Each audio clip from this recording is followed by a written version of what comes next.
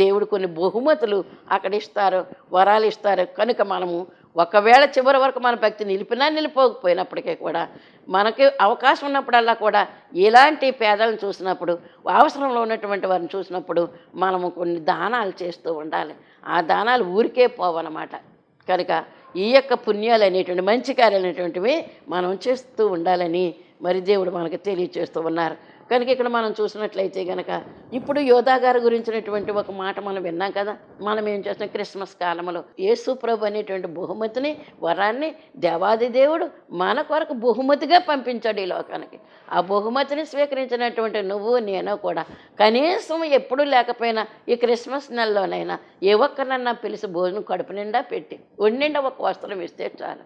మరి మన సంఘంలో కూడా మరి ఎంతో చక్కగా చేస్తూ ఉంటాం. ఈ నెల అంతట్లో కూడా ఎవరో ఒకళ్ళు అంటే సంవత్సరం పొడుగునే చేసుకోవచ్చు, కనీసం ఈ నెలలో కనీసం ఒక్క రోజునైనా ఒక పేదవాడికి కడుపు నిండా అన్నం పెట్టి ఒండిండా వస్త్రం ఇస్తే కనుక దానికి దీవెన ఉన్నదని మనము అర్థం చేసుకుందాము. అలాగే మనం ఇంకా మనం చేయవలసినటువంటి పని ఏంటంటే ఆయా బాలయేసును మనం వరంగా ఫలంగా పొందాము కాబట్టి ఇంకెంతకంటే గొప్ప వరం, మించిన వరం ఏమీ లేదు. ఎంతో కొంత మనం చేస్తాం అంతే తప్ప. అందుకే అలాంటి పుణ్యకార్యాలు మనం చెయ్యాలని మనము గుర్తెరగవలసినటువంటి వారమై ఉన్నాం.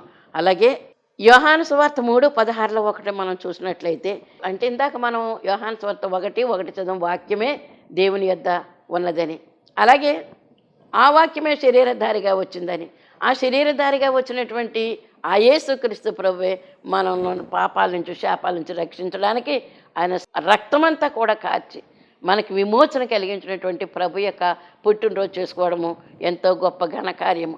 అందుకే ఆడంబరాలకి పోవడం అనేది కాదు, కానీ ఆత్మీయంగా మనం ఈ క్రిస్మస్ పండుగలు చేసి అన్యుల ఎదుట మరి మనము వాళ్ళకి కొంచెం ఆలోచన కలిగించేటువంటి వారము ఈ కార్యక్రమాలు చేపట్టాలని మరి నేను మీకు తెలియచేస్తూ ఉన్నాను. అందుకే యోహాను సువార్త 3:16 ఏమనుందో తెలుసా, దేవుడు లోకమును ఎంతో ప్రేమించాడు. ఎంతో అన్నదానికి అంతులేదు.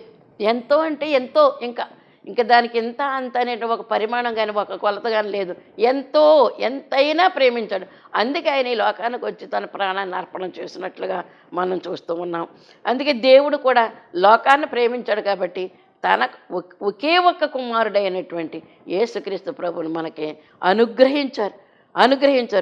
ఎవరికి అనుగ్రహింపబడినటువంటి మహా గొప్ప వరము, గొప్ప బహుమతి, గొప్ప ఈవి.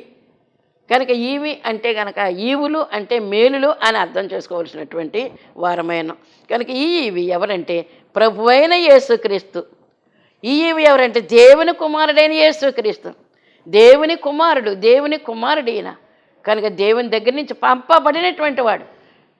చెప్పుకోవడానికి మరియ గర్భాన పుట్టాడని అనుకుంటాం, కానీ ఆయన ఏం చేశాడంటే దేవుని చేత పంపబడినవాడు, నరుల రక్షణ కొరకు పంపబడినవారు. అందుకే మరి ఈ యొక్క యేసుక్రీస్తు అనేటటువంటి ఈ బహుమతి మనకి గొప్ప ముత్యము లాంటిది. గొప్ప ముత్యాలంటే ఎంతగానో గొప్ప వాళ్ళు వేసుకునేవారు ఇదివరకు, ఇప్పుడు వాడతలేదు. కానీ ఒక 10-15 సంవత్సరాల క్రితం ప్రతి వారి యొక్క మెడలో కూడా రకరకాల ముత్యాలు ఉండేవి. కనుక ముత్యం గొలుసులో మెడలో ఉందంటే వాళ్ళ గొప్పవాళ్ళని లెక్క అన్నమాట. ఎందుకంటే ముత్యం రావడం కూడా అంత కష్టతరమైనటువంటి పరిస్థితుల్లో అది తయారయ్యేది కాదు. సముద్రంలో స్వాతి చెప్పలు ఉంటాయి. ఆ చెప్పలు స్వాతి కార్తెలో కురిసినటువంటి వర్షం యొక్క బొట్టు, ఆ యొక్క అడుగునున్నటువంటి ఆలి చెప్పలు, ముత్యపు చెప్పలు పైకి నీటి మీద, సముద్రంలో పైకి నీటి మీదకు వచ్చి రెండు ఈ తలుపులాగా ఉండేటటువంటి పైది కిందది కూడా చెప్పలు 2 భాగాలు ఉంటాయి. ఆ మధ్యన ఒక మాంసం ఉంటుంది. ఆ మాంసం మీద ఆ స్వాతి కార్తెలో కురిసినటువంటి వర్షపు బొట్టు ఆ మాంసం మీద పడుతుంది. ఎప్పుడైతే పడిందో అది మూసుకుపోతుంది. ఇప్పుడు ఆ చినుకుతో పాటు ఏం పడుతుందంటే సముద్రంలో ఉన్నటువంటి ఇసుక, మరి ఆ ఉప్పు నీరు అందులోకి పడి కొంతకాలానికి అది ఒక ద్రవ రూపంలో ఉంటుంది. ఆ మాంసపు ముద్ద ద్రవరూపం అవుతుంది.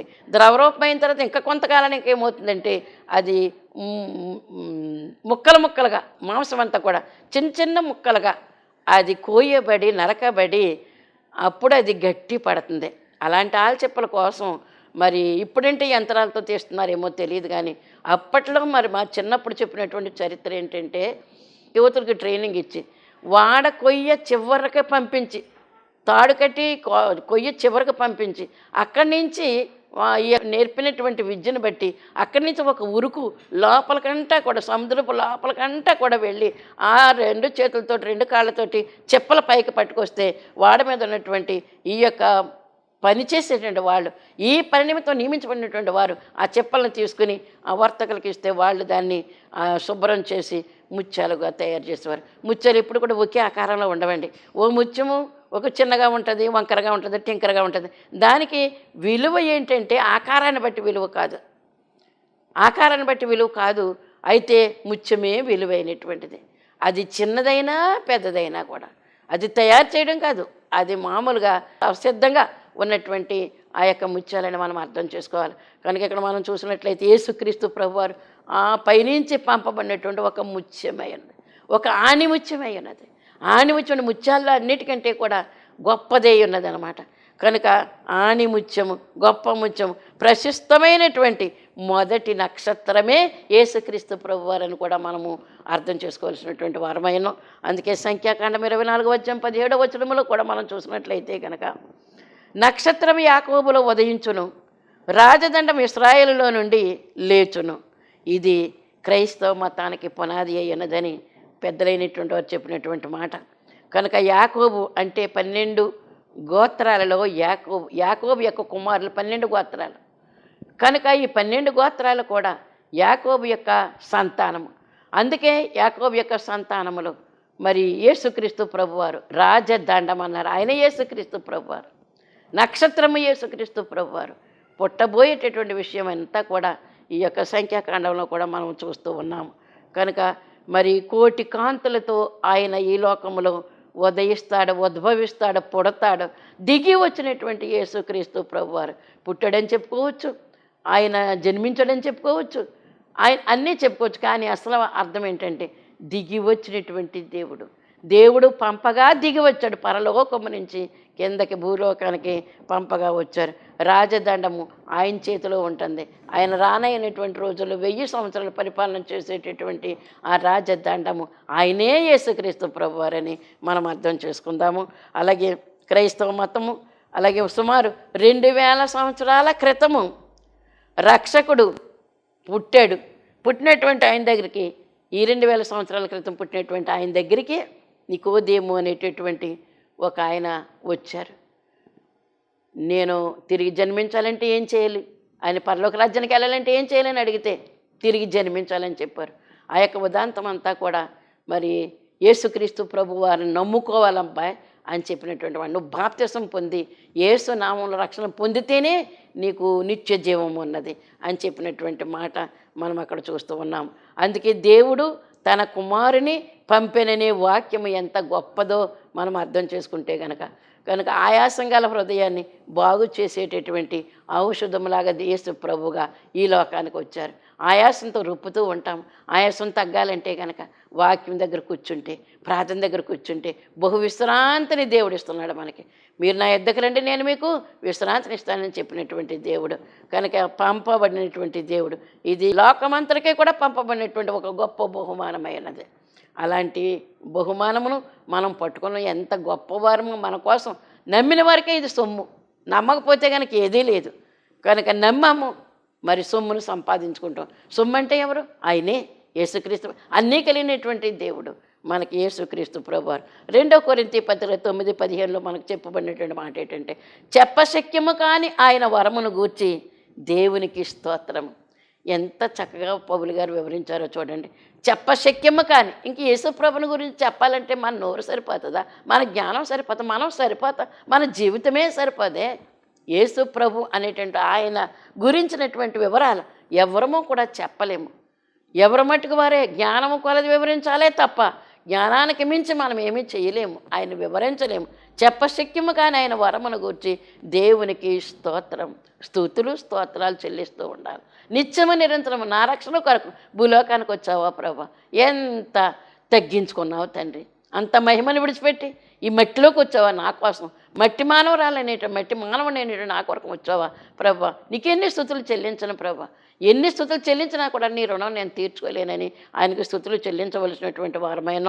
కనుక చెప్పశక్యముగానే ఆయన వరమును గూర్చి దేవునికి స్తోత్రం. ఈ వాక్యం వింటేనే మరి మన ఒళ్ళు పులకరించాలి. ఏ వాక్యము? చెప్పశక్యము కానైన వరమును గూర్చి దేవునికి స్తోత్రమనే మాట. ఆ వాక్యం మనం చదువుకుంటే కనుక హృదయం ఉప్పొంగుతూ ఉంది. నా తండ్రి గురించి, నా సొంత రక్షకుని గురించి నేను చెప్పడానికి, నేను వినడానికి ఆ వరము నేను పొందగలిగానని ఎంతో బిగ్గరగా కేకలు వేసి ఇతరులైనటువంటి వారికి చెప్పవలసినటువంటి వారమైన ఈ మరి మొన్న 11వ తారీఖు మంగళవారం నాడు నేను ధ్యానంలో ఉన్నాను. ధ్యానంలో ఉన్నప్పుడు, తెల్లవారుజామున ధ్యానంలో ఉన్నప్పుడు, ప్రభు 10 రోజులు అయిపోయింది, నాకు స్పష్టమైనటువంటి బాలుడుగా నాకు కనిపించలేదు అని చెప్పి, అంటే ప్రతి సంవత్సరం కూడా ఈ నెలలో మనము ప్రతిరోజు ధ్యానంలో ఉంటాం. ఈ నెలలో మనం పొందవలసినటువంటి పసి బాలుని పొందలేకపోయానని నాకు ఆ రోజు ధ్యానంలో నేను కనిపెడుతూ ఉన్నాను.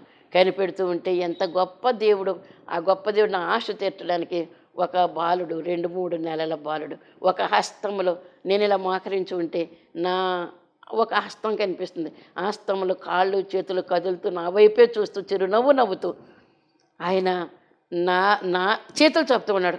నేనైతే ఏం చేస్తున్నాను, ఎత్తుకోవడానికి నాకు శక్తి సరిపోతలేదు. చప్పట్లు కొట్టుకుంటున్నాను. ఆ యొక్క బాబును చూస్తుంటే నాకు ఎంత ఆనందం అయిపోతుంది. నా ముందు మా కోడలు మోకరించున్నారు సన్నిధి గదిలో. అప్పుడు మున్ని బాలుడు వచ్చేసాడానికి చప్పట్లు కొట్టుకున్నానే తప్ప ఆ అమ్మాయికి నేను చెప్పలేకపోయాను. అంత అనుభూతి నాకు కలిగింది, దేవుడు ఇచ్చినటువంటి అనుభూతి. ఆవిడ నా చేతులు చాపుతూ కాళ్ళు కొట్టుకుంటూ నా వైపు చూస్తూ చిరునవ్వుతో నా దగ్గరికి వచ్చేయాలని చూస్తున్నాడు.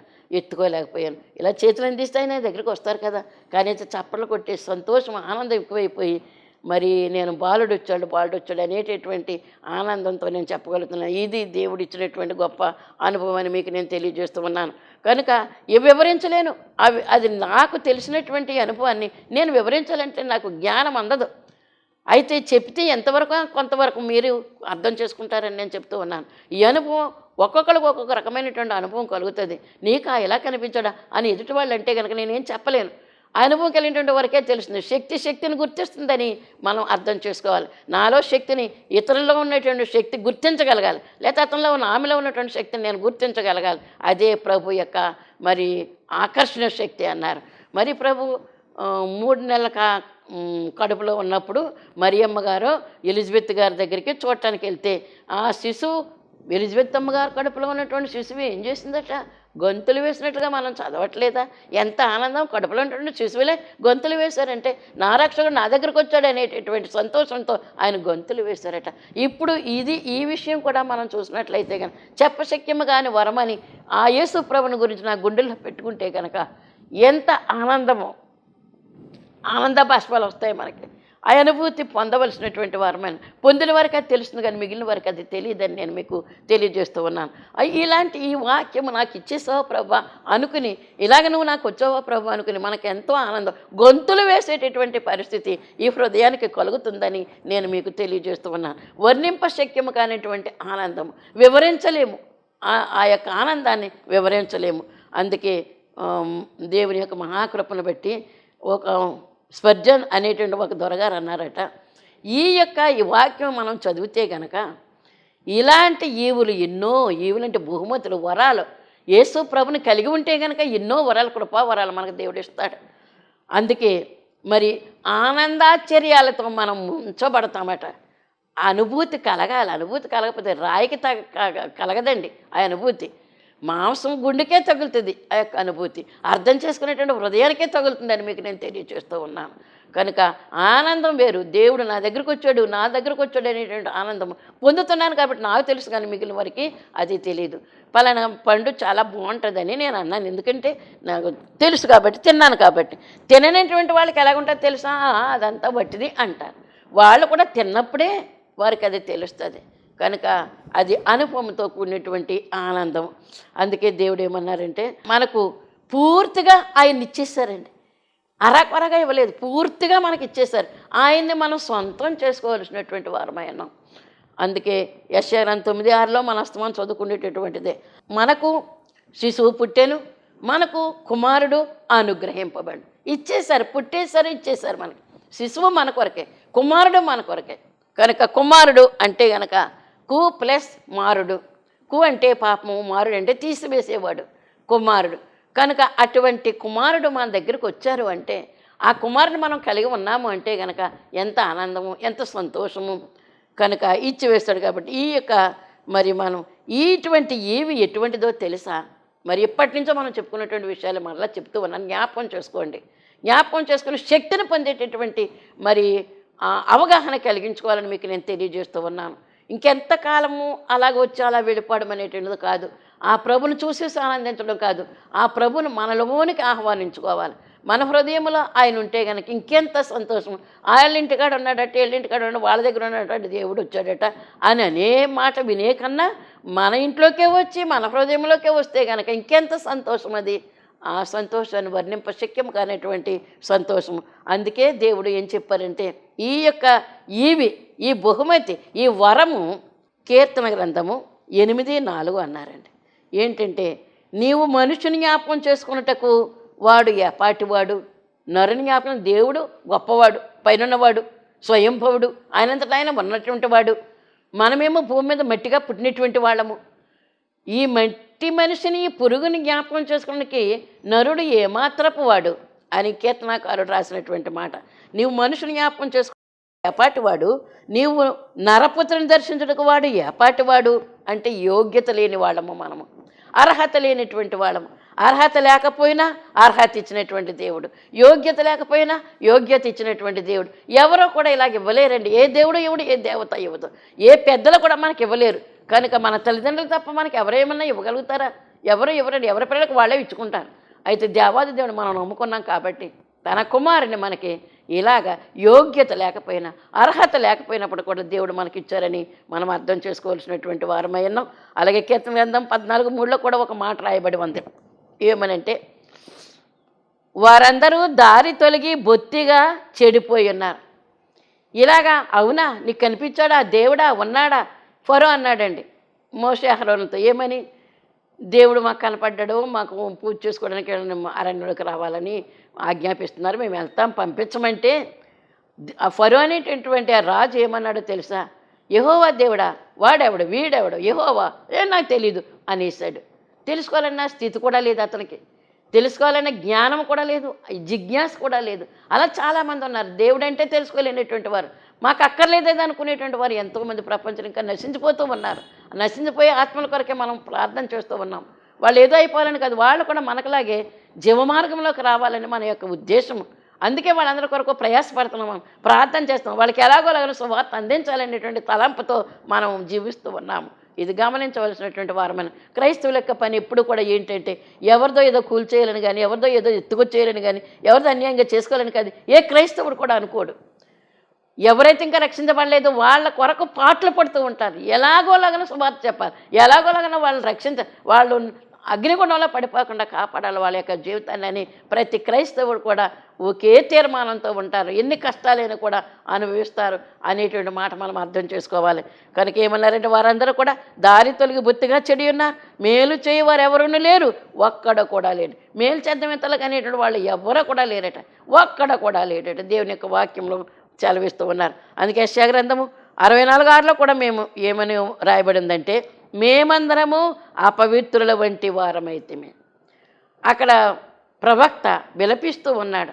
మేమందరము ఎలాగున్నాము? అపవిత్రుల వంటి వారమైతిమి. మా నీతి క్రియలన్నీ మురికి గుడ్డల వలె ఆయను. వాళ్ళ నీతి అంటూ చేసేటువంటి ప్రతిదీ కూడా యేసునామం లేకపోతే ఎన్ని నీతి క్రియలు చేసినా, ఎన్ని పుణ్యకార్యాలు చేసినప్పుడు కూడా అది యేసునామంలో జరగకపోతే కనుక అంతా వేస్టే. మంచి కార్యాలు చేశామని అనుకుంటాం, కానీ అది లెక్కల్లోకి రాదు. అందుకే యేసు పేరట ఏమైనా చెయ్యాలి.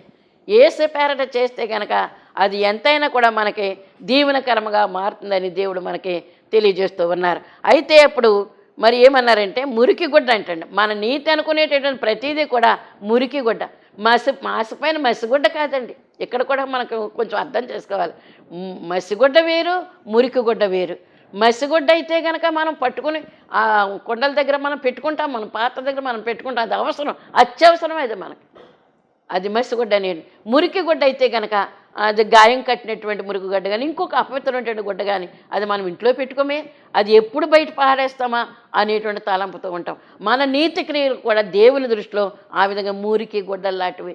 నేను నీతి అనుకున్నది ఏది కూడా ఆయన దృష్టిలో నీతి కాదు, మురికి. అందుకే ఆయన నీతికి తగినట్లు పనులు మనం చేయాలి తప్ప మన నీతికి తగినటువంటి పనులు కాదు, మన ఇష్టం వచ్చినటువంటి పనులు కాదు. ఆయన చిత్తమే నా చిత్తం అనాలి. అందుకే అబ్రహాం ఎప్పుడూ కూడా ప్రభు పిలిస్తే కనుక ఏమన్నా చిత్తం ప్రభు, చిత్తం ప్రభు, చిత్తం ప్రభు. మోషే గారు కూడా అలాగే అన్నారు, చిత్తం ప్రభు, చిత్తం ప్రభు, చిత్తం ప్రభు అన్నారు. అయితే ఆయన సహోదరుడు మరి లోతు గారు ఏమన్నారంటే, ఈ ఊరు విడిచిపెట్టి రండి సుధమ గుమ్మర్రాలు, ఎందుకంటే అవి తగలడిపోతాయి, ఇంకా వాళ్ళ యొక్క పాపం దేవుని దృష్టికి వెళ్ళిపోయింది అని అంటే, అప్పుడు వారు ఏం చేశారంటే, అలా కాదు ప్రభా, అక్కడ కాదు మీరు వెళ్ళమన్నటువంటి కనుక అక్కడ దాకా వెళ్ళిపోతే నేను చచ్చిపోతానేమో, సోయర్ అనేటువంటి చిన్న గ్రామానికి నన్ను పంపించు అని అన్నారు. అందుకే దేవుడు మనకి ఏ విధమైనటువంటి పని అప్పచెప్పుకున్నాడు, చిత్తం ప్రభు అనాలి, ఒకే ప్రభు అనాలి. అప్పుడు ఎన్ని దీవెనలో మన యొక్క జీవితంలో అలా జరగవలసినవన్నీ కూడా అలా జరిగించడం మార్గమే ఏర్పాటు చేస్తాడు దేవుడు. ఒకవేళ కష్టతరమైనటువంటి పరిస్థితులు మనకు అప్పచెప్పినప్పటికీ కూడా నీ చిత్తం ప్రభా, నువ్వు చేయిస్తే నేను చేస్తాను, అన్ని సహాయం వలన ప్రాకారంలో దాటుదును 18వ కీర్తనలో ఉంది. నీ సహాయము వలన నేను ప్రాకారములు దాటుదును, సైన్యమును జయింతును అనేటువంటి మాట మనకి అత్యవసరమైనటువంటి మాట అయినది. నీ సహాయం వల్ల నేను ఏమైనా చేస్తాను అనే మాట మనం చెప్పగలిగినటువంటి వారమైనా కనుక మురికి గుడ్డలో అగా ఉంటుంది మన నీతి క్రియలు. నేనా మా తల్లిదండ్రులు ఎంత బాగా చూసుకుంటాను తెలుసా, అత్తమాను కూడా ఎంత బాగా చూసుకుంటాను తెలుసా, ఇంటికి వచ్చిన వారిని ఎంత బాగా నువ్వు సంతృప్తి పడేటటువంటి సంతోషం కాదు కావాల్సింది, అది ప్రభు దృష్టికి సంతోషం అయ్యిందా?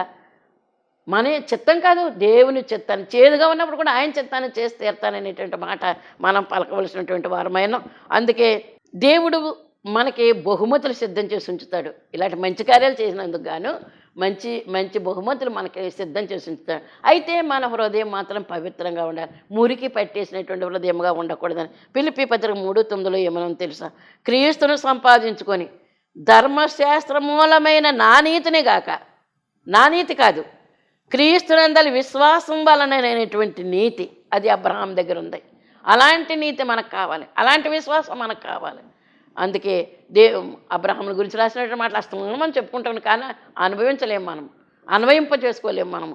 కనుక నీతి అనగా విశ్వాసమును బట్టి దేవుడు అనుగ్రహించు నీతి గలవాడనై ఆయన యందు అగుపడ నిమిత్తము అని వ్రాయబడిన ప్రకారం క్రీస్తు నీతి న్యాయాల కోసం దేవుని ఆశ్రయించే వారు అలాంటి బిడ్డలే ధన్యులైనటువంటి వారు. ప్రభు యొక్క విశ్వాసమును చేత పట్టుకుని, విశ్వాసము చెదిరిపోకుండా ఉండాలి, మొక్కలైపోకుండా ఉండాలి. విశ్వాసం పట్టుకున్నామంటే ఆ యొక్క విశ్వాసంతో మన యొక్క జీవితాన్ని సాగించవలసినటువంటి వారమై ఉన్నామని, ఇప్పుడు మనకి దేవుడు ఇచ్చినటువంటి ఈ బహుమానము ఇవి మనం చెప్పుకున్నటువంటి ఏ అర్హత లేదు, ఏ యోగ్యత లేనటువంటి మనకు దేవుడు ఇచ్చినటువంటి గొప్ప ఐశ్వర్యము, గొప్ప దీవెన ఆశీర్వాదములు ఈ క్రిస్మస్ సందర్భంగా దేవుడు మనకిచ్చినటువంటి వరాలు చేత పట్టుకుని దేవుని యొక్క ఆనందమాసంలో ఆనందంగా పండుగలు చేసుకుంటూ అనేక మందిని ఆహ్వానించి ఇది క్రీస్తు ప్రభు యొక్క పుట్టుక సందర్భమని తెలియచేయడం అనేటటువంటి గొప్ప సంగతి. అలాంటి కృప దేవుడు మనకిచ్చి నడిపించును గాక. ఆమేన్. ప్రభు నీకు వందనాలు, స్తుతులు, కృతజ్ఞతలు తండ్రి. ఏ అర్హత ఏ యోగ్యత లేనటువంటి మమ్మల్ని జ్ఞాపకం చేసుకుని మాకు ఇచ్చినటువంటి రక్షణ భాగ్యమును బట్టి నీకు వందనాలు. ఈ రక్షణ వెలుగుతోటి అనేక మందిని రక్షణలోనికి వెలుగులోనికి నడిపించడానికి, ఆకాశమందలి జ్యోతుల వలె ప్రకాశించుటకు మా అందరికీ కూడా కృప దయచేసి మీరు మహిమ పొందమని, అతి శీఘ్ర కాలంలో పెండ్లి కుమారుడిగా మా కొరకు రానయ్యుండి బాలయేసుగా మన్ననలు పొందుతున్నా యేసునామమున అడుగుచున్నాను పరమ తండ్రి. ఆమేన్. మరణాత.